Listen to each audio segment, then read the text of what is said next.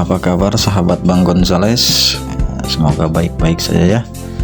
Meski keadaan kita saat ini mungkin sedang tidak baik-baik saja, karena begitu banyak ini yang menghebohkan dunia maya, dari mulai kasus Al Zaitun, terus Sambo, tambah lagi sekarang ini Bang Rocky Gerung yang terus bergulir.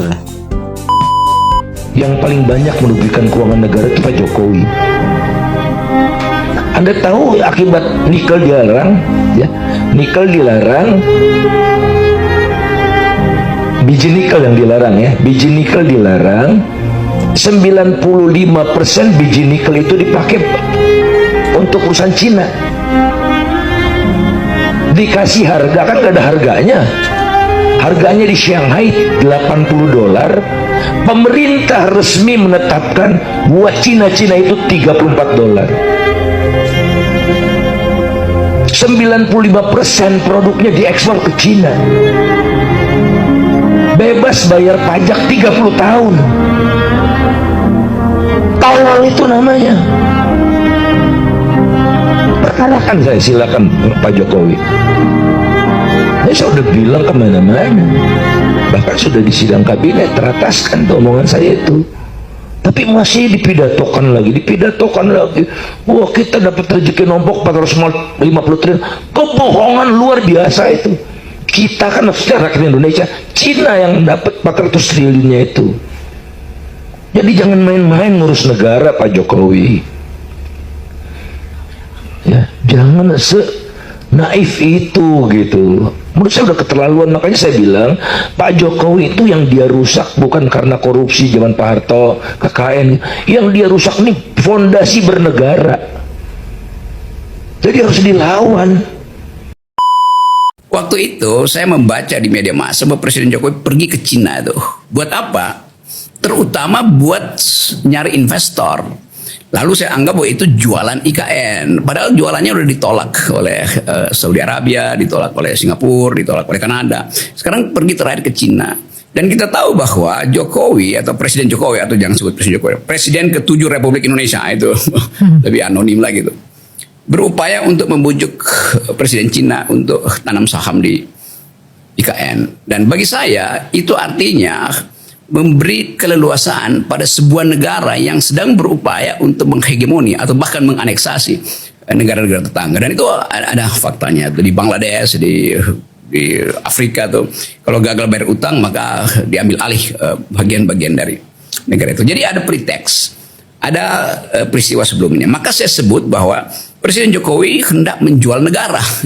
Kan dasarnya itu kan dia jadi semacam sales promotion boy itu kemana-mana itu. Ini IKN. Padahal sebetulnya janjinya dari awal IKN itu adalah proyek bisnis yang tidak melibatkan APBN. Sekarang Jokowi pakai APBN untuk biaya IKN yang makin lama makin besar. Padahal APBN itu adalah dana sosial untuk pendidikan, untuk kesejahteraan. Jadi Pak Jokowi pakai dana itu untuk proyek legasi dia. Ya. Nah, itu sebabnya saya bilang Pak Jokowi sebagai presiden hanya mementingkan legasi dia tuh, atau bahkan lebih tegas lagi dinasti dia, mengabaikan justru hak buruh, justru hak publik, hak rakyat. Itu yang kemudian bagi saya jenis semacam itu adalah kegiatan dari seorang bajingan, dan bajingan yang tolol. Kalau bajingannya pinter, dia mesti debat dulu dengan kalangan buruh tuh. Tapi saya tidak sebut Pak Jokowi yang bajingan. Kebijakannya itu kebijakan dari ciri-ciri kebijakan yang sifatnya bajingan. Itu dasarnya, lalu jadi heboh tuh. Begitu Jokowi kehilangan kekuasaannya, dia jadi rakyat biasa. Gak ada yang peduli nanti. Tetapi ambisi Jokowi adalah mempertahankan legasinya tuh. Dia masih pergi ke Cina buat nawarin IKN. Dia masih mondar-mandir dari satu koalisi ke koalisi yang lain untuk mencari kejelasan nasibnya tuh.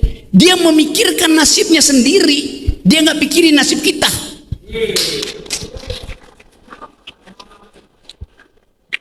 Itu bajingan yang tolol.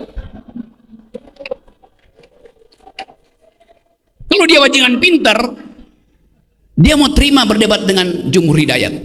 Tapi bajingan tolol itu sekaligus bajingan yang pengecut. Ajaib, bajingan tapi pengecut itu.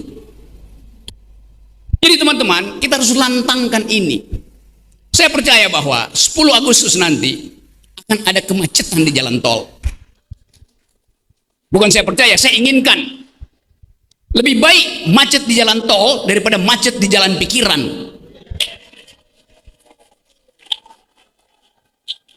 Kita perlukan itu. Sejarah menunggu kita.